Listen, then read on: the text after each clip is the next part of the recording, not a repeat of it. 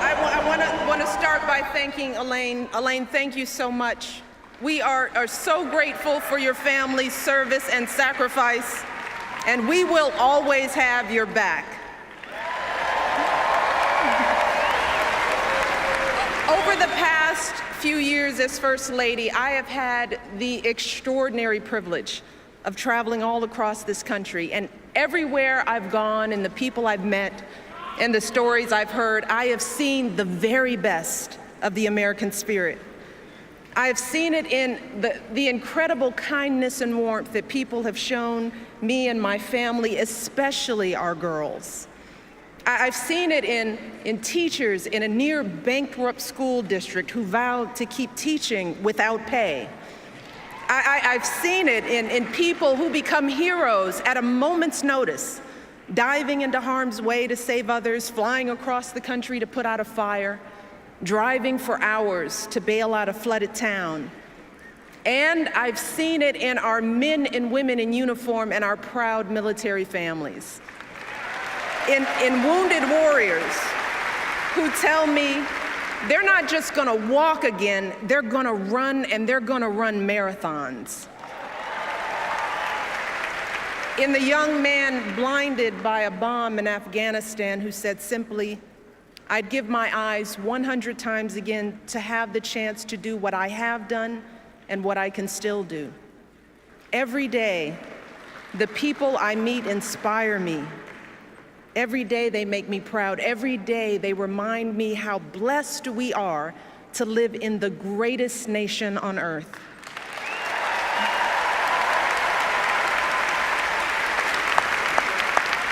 Serving as your First Lady is an honor and a privilege.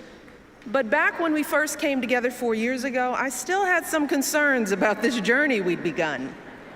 While I believed deeply in my husband's vision for this country, and I was certain he would make an extraordinary president, like any mother, I was worried about what it would mean for our girls if he got that chance. Now, how would we keep them grounded under the glare of the national spotlight? How would they feel being uprooted from their school, their friends, and the only home they'd ever known?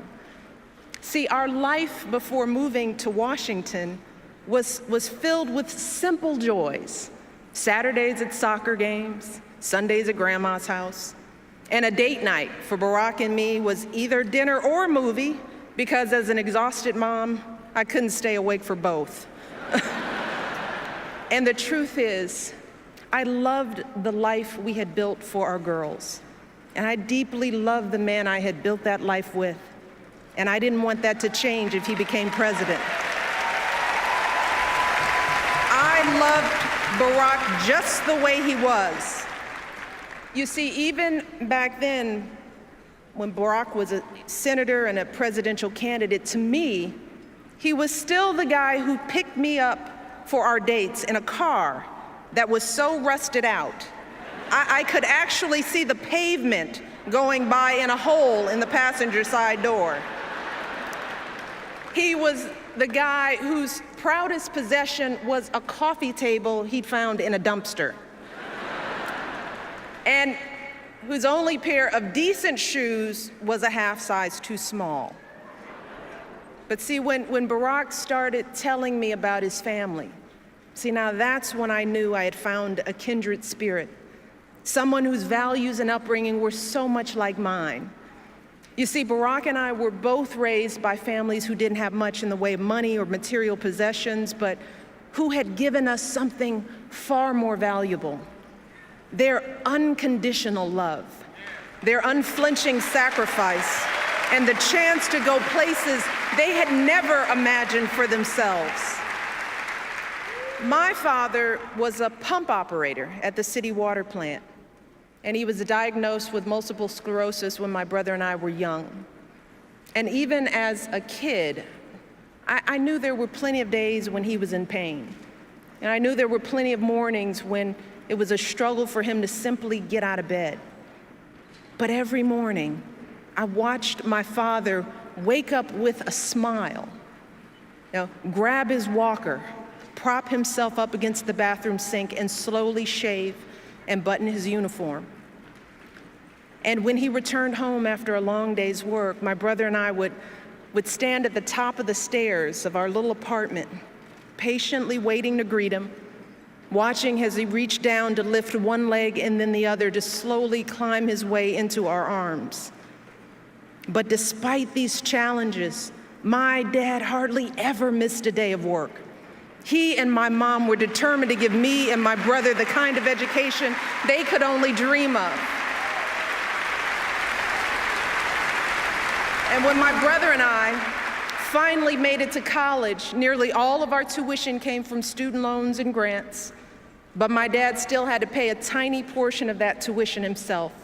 And every semester, he was determined to pay that bill right on time, even taking out loans when he fell short. He was so proud to be sending his kids to college, and he made sure we never missed a registration deadline because his check was late. You see, for my dad, that's what it meant to be a man. Like so many of us. That was the measure of his success in life, being able to earn a decent living that allowed him to support his family. And as I got to know Barack, I realized that even though he had grown up all the way across the country, he'd been brought up just like me. Barack was raised by a single mom who struggled to pay the bills and by grandparents who stepped in when she needed help. Barack's grandmother started out as a secretary at a community bank, and she moved quickly up the ranks, but like so many women, she hit a glass ceiling. And for years, men no more qualified than she was, men she had actually trained, were promoted up the ladder ahead of her, earning more and more money while Barack's family continued to scrape by. But day after day, she kept on waking up at dawn to catch the bus, arriving at work before anyone else, giving her best without complaint or regret. And she would often tell Barack, "So long as you kids do well, Bear, that's all that really matters." Like so many American families, our families weren't asking for much. They didn't begrudge anyone else's success or care that others had much more than they did. In fact, they admired it. They simply believed in that fundamental American promise that even if you don't start out with much, if you work hard and do what you're supposed to do, you should be able to build a decent life for yourself and an even better life for your kids and grandkids. That's how they raised us. That's what we learned from their example. We learned about dignity and decency, that how hard you work matters more than how much you make, that helping others means more than just getting ahead yourself. We learned about honesty and integrity, that the truth matters, that you don't take shortcuts or play by your own set of rules.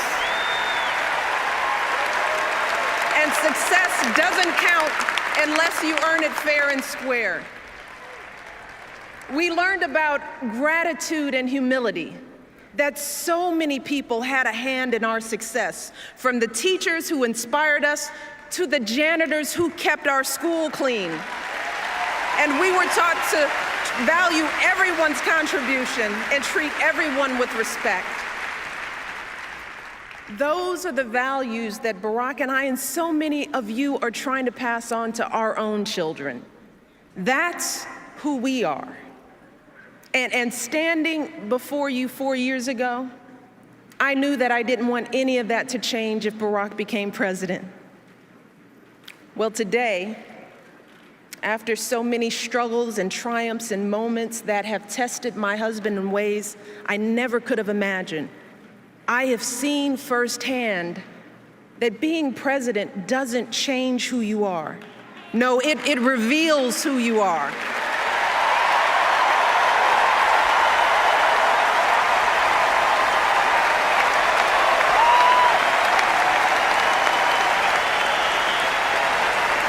You see, I've gotten to see up close and personal what being president really looks like. And I've seen how the issues that come across a president's desk are always the hard ones. You know, the problems where no amount of data or numbers will get you to the right answer. The judgment calls where the stakes are so high and there is no margin for error. And as president, you're going to get all kinds of advice from all kinds of people. But at the end of the day, when it comes time to make that decision as president, all you have to guide you are your values and your vision and the life experiences that make you who you are.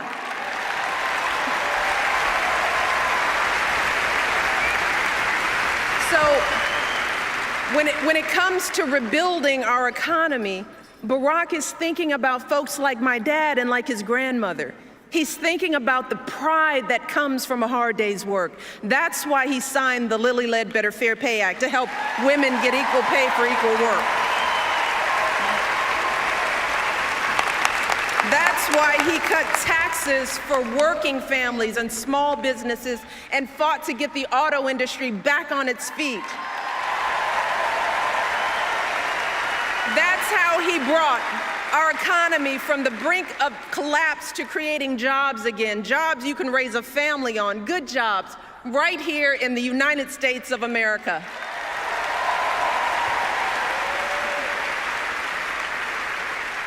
When it comes to the health of our families, Barack refused to listen to all those folks who told him to leave health reform for another day, another president. He didn't care whether it was the easy thing to do politically. No, that's not how he was raised. He cared that it was the right thing to do.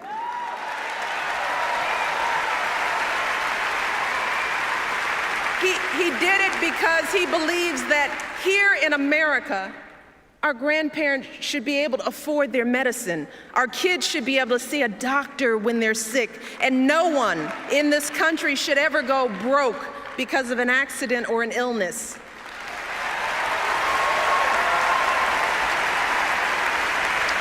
And he believes that women are more than capable of making our own choices about our bodies and our health care. That's what my husband stands for.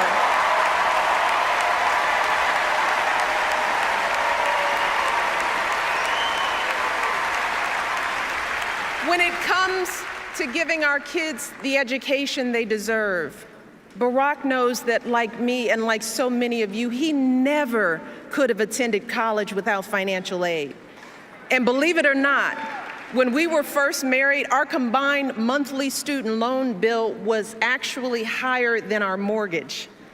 Yeah, we were so young, so in love, and so in debt. And that's why Barack has fought so hard to increase student aid and keep interest rates down, because he wants every young person to fulfill their promise and be able to attend college without a mountain of debt.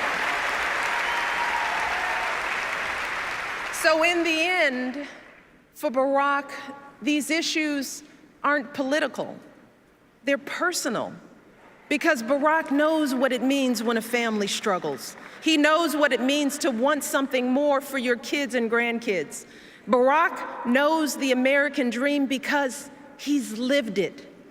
And he wants everyone in this country, everyone, to have the same opportunity, no matter who we are or where we're from or what we look like or who we love.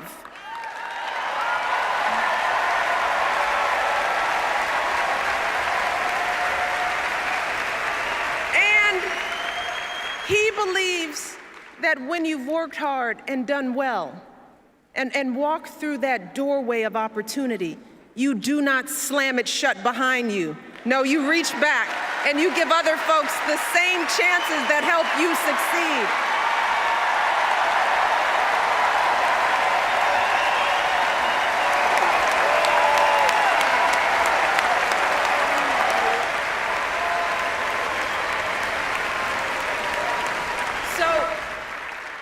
When people ask me whether being in the White House has changed my husband, I can honestly say that when it comes to his character and his convictions and his heart, Barack Obama is still the same man I fell in love with all those years ago.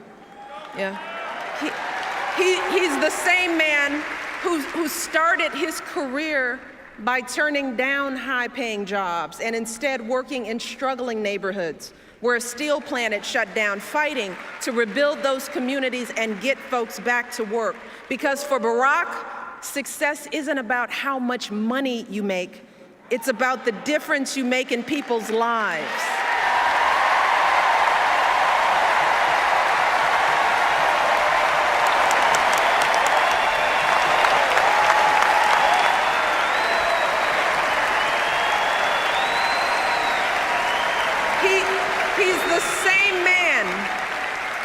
He's the same man when our girls were first born would anxiously check their cribs every few minutes to ensure that they were still breathing, proudly showing them off to everyone we knew.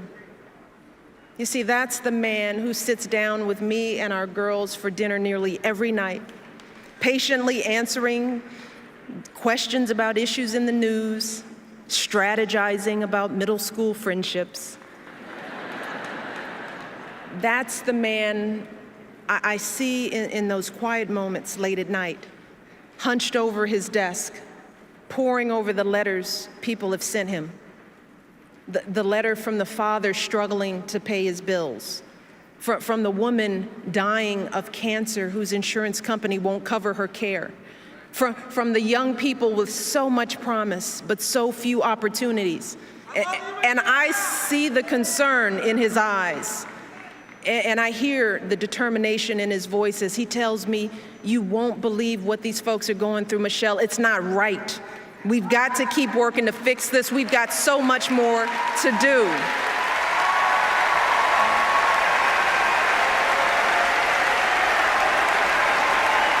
I see how those stories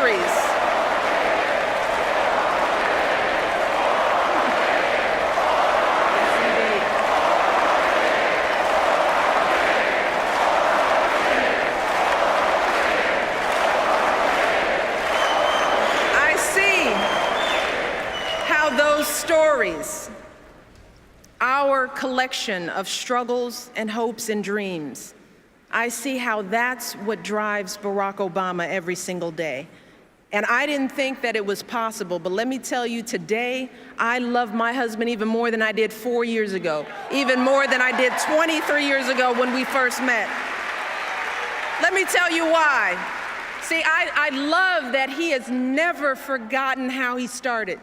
I love that we can trust Barack to do what he says he's going to do, even when it's hard, especially when it's hard.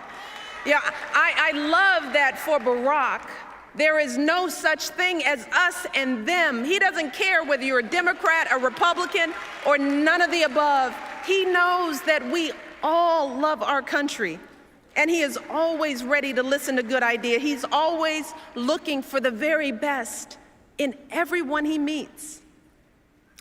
And I love that even in the toughest moments, when we're all sweating it, when we're worried that the bill won't pass and it seems like all is lost. See, Barack never lets himself get distracted by the chatter and the noise. No, just like his grandmother, he just keeps getting up and moving forward with patience and wisdom and courage and grace.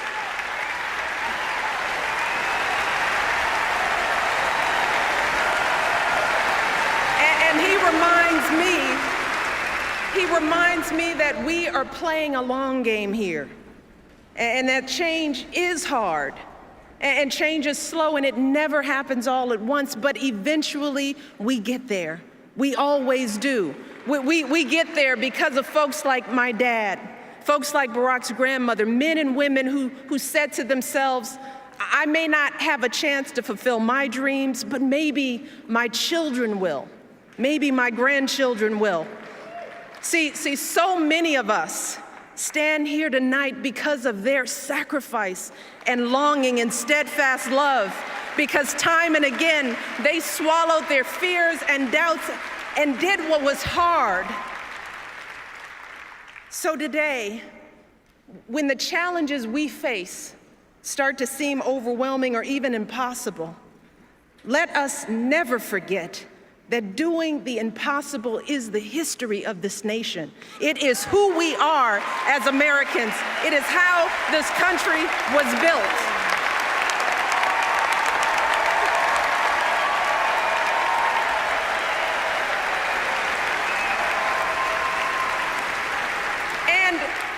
And if our parents and grandparents could toil and struggle for us, if they could raise beams of steel to the sky, send a man to the moon, connect the world with the touch of a button, then surely we can keep on sacrificing and building for our own kids and grandkids, right? And if so many brave men and women could wear our country's uniform and sacrifice their lives for our most fundamental rights, then surely we can do our part as citizens of this great democracy to exercise those rights. Surely we can get to the polls on Election Day and make our voices heard.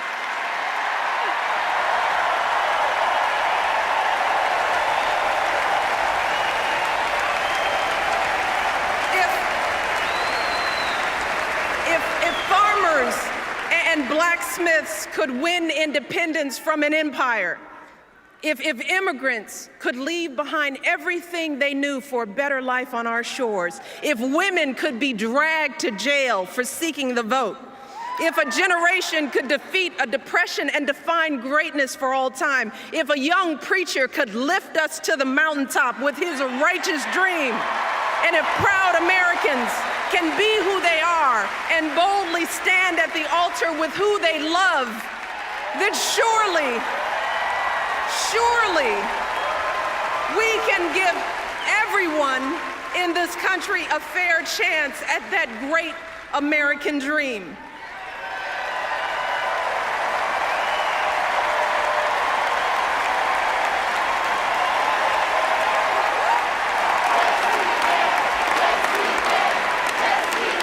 Because in the end, more than anything else, that is the story of this country.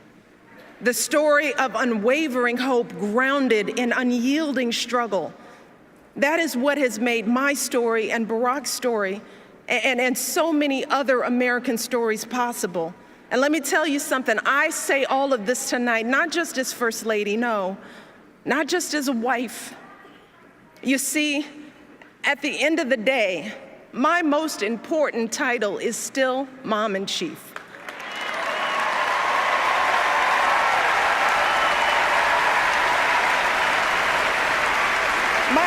My daughters are still the heart of my heart and the center of my world. But let me tell you, today I have none of those worries from 4 years ago, no. Not about whether Barack and I were doing what was best for our girls. Because today, I know from experience that if I truly want to leave a better world for my daughters and for all of our sons and daughters, if we want to give all of our children a foundation for their dreams and opportunities worthy of their promise, if we want to give them that sense of limitless possibility, that belief that here in America, there is always something better out there if you're willing to work for it, then we must work like never before. And we must once again come together and stand together for the man we can trust to keep moving this great country forward. My husband, our president, Barack Obama.